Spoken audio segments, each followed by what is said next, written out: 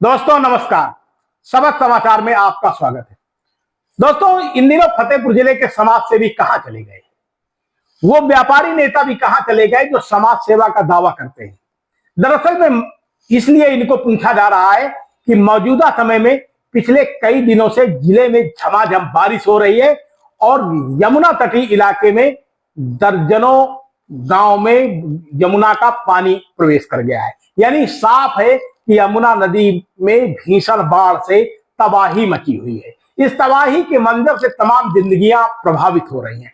ऐसे में इन समाज सेवियों को मौके पर जाकर राहत सामग्री देनी चाहिए, मौके पर जाकर के ऐसी समाज सेवा कायम करनी चाहिए जो कि एक मिसाल कायम हो।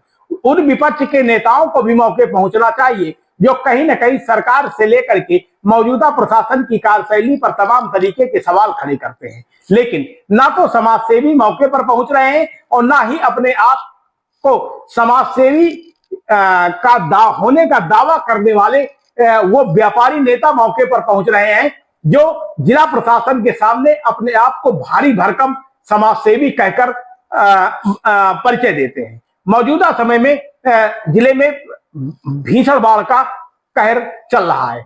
यमुना तटीय इलाकों में दर्जनों की संख्या में गांव ऐसे हैं जहां हजारों हेक्टेयर भूमि, उपजाऊ भूमि जलमग्न हो गई है। तबाही का मंजर इस तरीके से मचा हुआ है कि लोगों के घरों में खाने तक के लिए नहीं बचा है। घर परिवार छोड़कर लोग सरकारी टेंटों में रात्रि गुजार रहे हैं। रात्रि के दौरान कीड़े मकोड़ों से भी उन्हें तमाम तरीके की सावधानियां बरतनी होती हैं। ऐसे में जरूरत है उन्हें अवेयरनेस की। तो ये जागरूकता अभियान चलाने वाले समाज सेवी कहां चले गए? इनकी कार्यशैली पर अब सवाल क्यों खड़े हो रहे हैं? मौके पर जाकर के इन्हें भी सरकारी तंत्र के साथ कंधे से कंधा मिलाकर चलना चाहिए।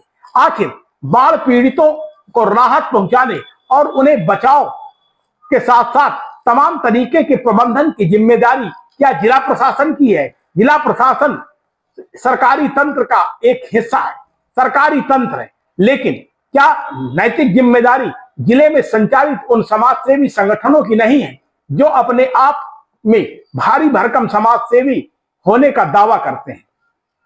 तमाम व्यापारी संगठन भी ऐसे हैं जो समाज सेवा के क्षेत्र में हमेशा तत्पर रहते हैं। तमाम जिले के नर्सिंग होम संचालक भी ऐसे हैं जो समाज सेवा के लिए आगे आने को आतुर रहते हैं। लेकिन अब क्या मौजूदा समय में ये सब दिखावा साबित हो रहा है? जिले में माल संचालित करने वाले भी तमाम ऐसे लोग हैं जिनके पास गरीबों को वितरण करने के लिए क्या अधिकारियों की ही नजर में कपड़े रखे हुए हैं?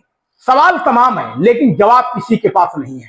क्या मौजूदा समय में पूरी जिम्मेदारी जिला प्रशासन की है? फिर भी जिला प्रशासन, जिलाधिकारी रविंद्र कुमार सिंह के नेतृत्व में मौके पर तमाम टीमें लगी हुई हैं। राजस्व की टीमें लगातार राहत एवं बचाव का कार्य करने में लगी हुई हैं। पीड़ित परिवारों को राहत सामग्री दी जा रही है, खाद्यान्न सामग्री दी जा रही है, भारी भरकम टेंट लगवाए गए हैं। साथ में अस्थायी तौर पर तमाम तरीके की मुकम्मल व्यवस्थाएं भी की गई हैं। इसके साथ ही मौके पर जिन पशुपालकों के पास पशु हैं यानी मवेशी, उनके भी खाने पीने की आज तमाम व्यवस्थाएं की गई हैं। लेकिन आखिर इस मौके पर भी जिला प्रशासन के साथ कंधे से कंधा मिलाकर चलने का दावा करने वाले जिले के तमाम समाज सेवी एवं विपक्ष के नेता कहां चले गए? इनकी कार्यशैली पर अब सवाल क्यों खड़े हो रहे हैं? सवाल तो बनते हैं क्योंकि बाढ़ पीड़ित क्षेत्र में ये कहीं नजर नहीं आते। कैसी लगी आपको ये खबर? हमारी खबर में लाइक करके कमेंट करना न भूलें और बताएं आप भी क्या इन समाज सेवियों की नैतिक जिम्मेदारी नहीं बनती है? और यदि बनती है तो इनको बाढ़ शिविरों में जाकर के राहत सामग्री के साथ साथ प्रशासन के साथ सहयोग करना चाहिए। बने रहिए शपथ समाचार में। बहुत बहुत धन्यवाद आपका। आप देख रहे हैं शपथ समाचार।